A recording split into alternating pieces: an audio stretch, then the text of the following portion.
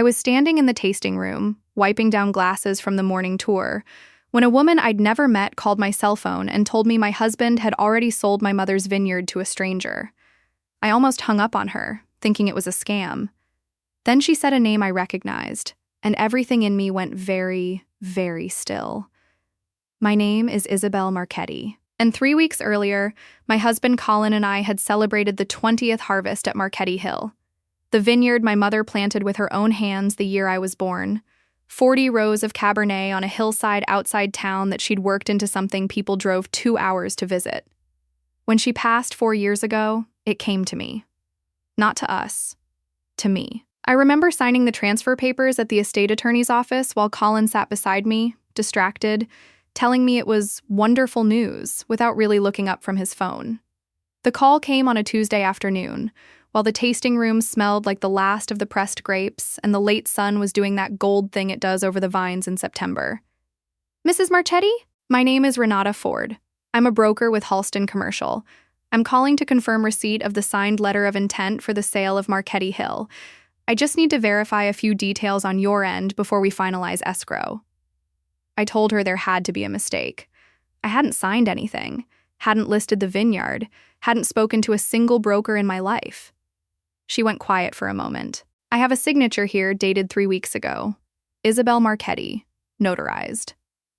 I stood in my own tasting room holding a wine glass so tightly my knuckles went white, and I understood, in that instant, that whatever life I thought I was living had already been quietly sold out from under me, by someone who had my name memorized well enough to forge it.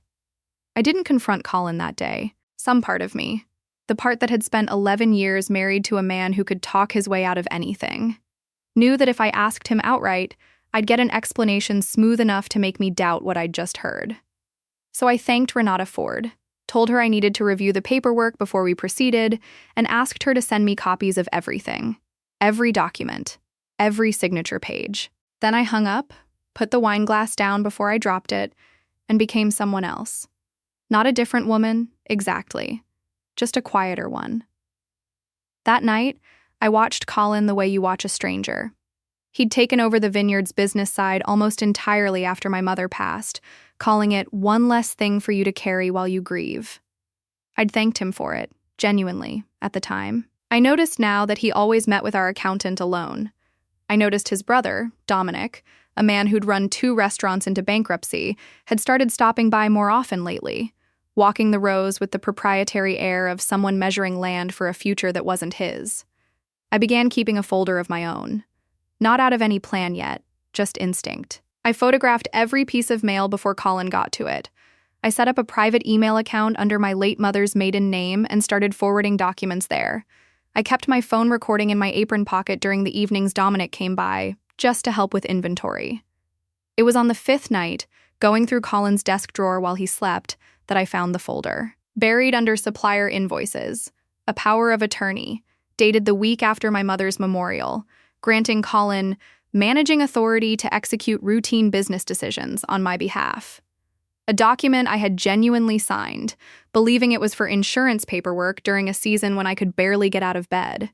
Beneath it, the letter of intent to Halston Commercial. My forged signature sat 2 pages later, notarized by a name I didn't recognize, dated the same week Colin had told me he was handling some estate cleanup on my mother's remaining paperwork. I sat in the dark kitchen and thought about my mother, who had turned down 3 buyers over the years, developers offering more money than the land was worth, because she used to say a vineyard planted by your own hands should never be sold by someone who never once pruned a vine. I closed the folder, and for the first time in 3 weeks, I let myself smile in the dark. I found Dana Whitfield the way most people find lawyers when they're afraid to say the truth out loud.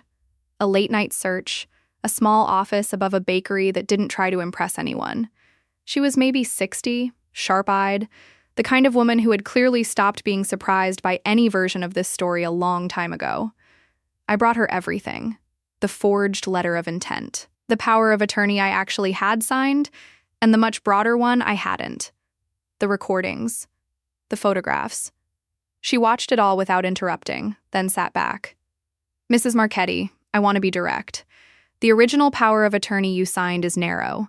It does not authorize a property sale. Whoever drafted this letter of intent either misrepresented its scope to the notary or the notarization itself is fraudulent. Either way, this sale cannot legally close without your independent, verified consent. Can they push it through anyway? Not if we move first. She tapped her pen against the desk.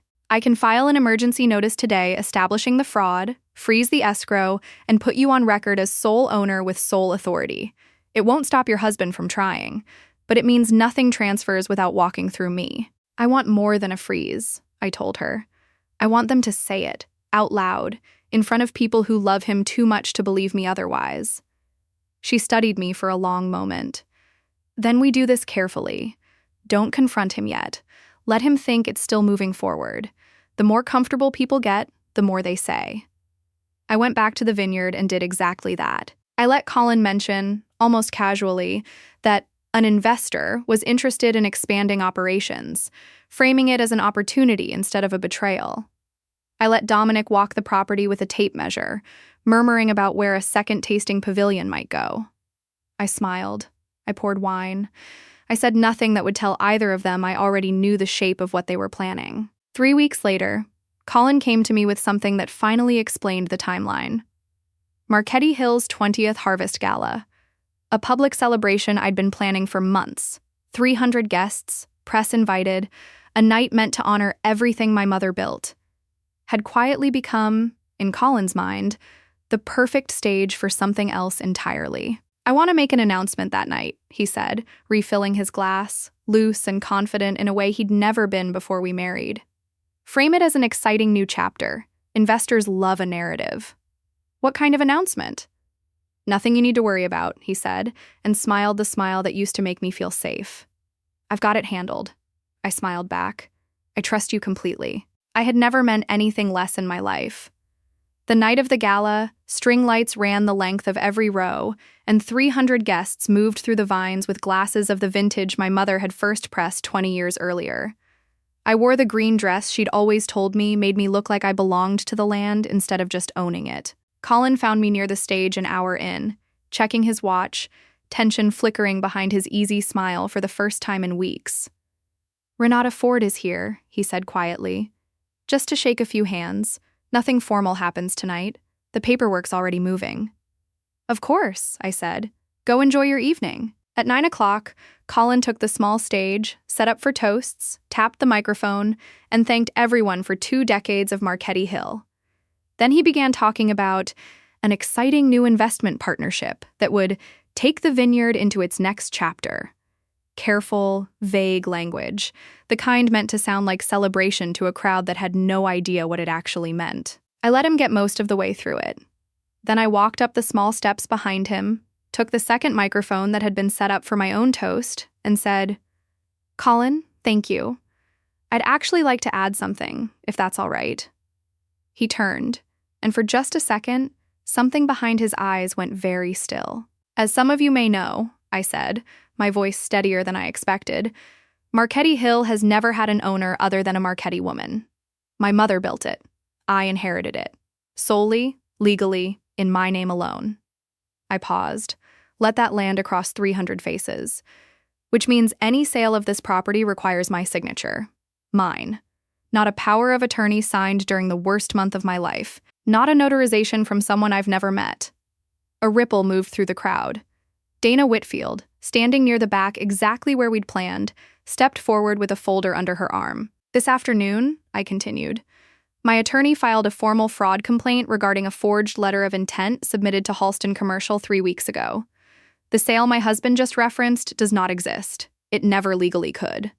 Colin's face had gone the color of the tablecloths. Dominic, standing near the bar, set his glass down and didn't pick it back up. How long have you known? Colin asked quietly. The microphone still live enough to carry it. Long enough, I said. They left before dessert was served. Colin packed a bag that night in near silence, and Dominic never said a word to me again, not even on his way out the door. Dana filed the rest of the paperwork within the week. The fraudulent notarization traced back to a stamp Dominic had borrowed from a family friend's office, the sale voided entirely, my ownership never in question to begin with, just briefly, dangerously obscured. I stood alone in the vineyard the morning after the gala, walking the rows the way I had as a child, trailing behind my mother, her hands stained purple from September through October. The land hadn't changed. It never had. It had simply waited for me to understand, fully, what had been true about it all along. I still run Marquette Hill. I've since planted 2 new rows my mother always talked about and never got around to. Some evenings, I sit on the porch with a glass from the current vintage and think about how close I came to losing all of it, simply because I trusted the wrong signature at the wrong table. If you'd been in my place, I wonder what you would have done differently.